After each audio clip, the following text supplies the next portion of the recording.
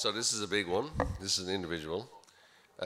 Congratulations, Kate Ledingham from Speechcare. Wow, sorry. Ironically, as a speech pathologist, I don't like speeches. So I'm up here having not prepared a thing, hoping that I wouldn't have to really say a lot. But I dragged my poor parents here from Tasmania, so I'm glad I did something good tonight. I wanted to thank everybody, obviously, tonight for all of this. I work in a really under-acknowledged industry of allied health.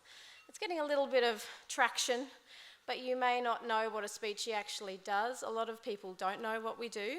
So a big part of my advocacy role is really educating the community about communication disorders and differences, and the fact that you as business owners will be seeing approximately 20% of your clientele will have a communication difference or disorder.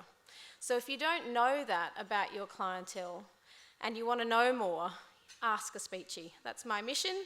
We're going to mainstream it. So mental health has been mainstreamed, but speech pathology hasn't.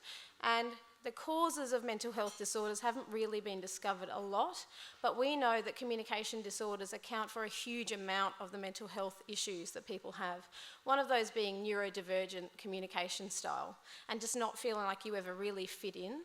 So as a kind of kooky individual growing up in Tassie and coming to Brisbane and being quite lonely when I first came here, I have now found this beautiful community of speechies in my business who are a lot of the time neurodivergent, and if they aren't, they know someone who is, or they've experienced that feeling of isolation, or they've experienced mental health difficulties.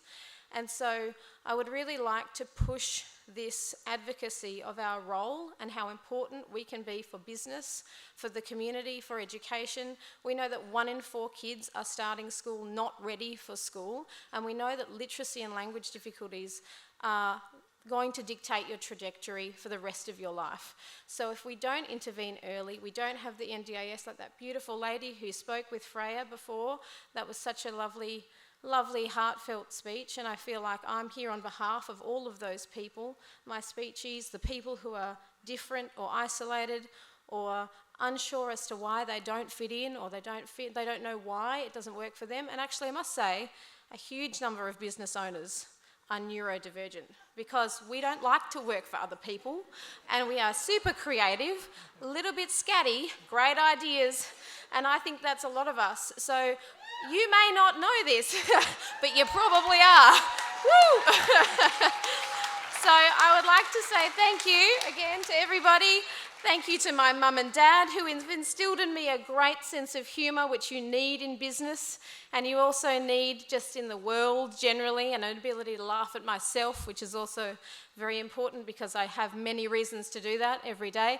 And also to my lovely family, without whom I couldn't manage this, my poor kids who get ignored while I'm on the emails and trying to work through my life, and my husband who's also running a business separately. So it's a huge undertaking. I know you guys understand that, but I really hope that you leave here tonight with that one message being, if you're worried about your kid or someone you know with a communication difference, a swallowing difficulty, a feeding issue, a difficulty fitting in, social emotional relationships, and or mental health, please ask a speechie. If you haven't figured out the language difficulty, that could make a difference. 70 to 80% of the kids in juvenile detention have a language and literacy disorder. It is real, and it's really important that we get in there early. So I know I'm waffling, but it's so important to me. Thank you so much. Please ask a speechie if you're not sure.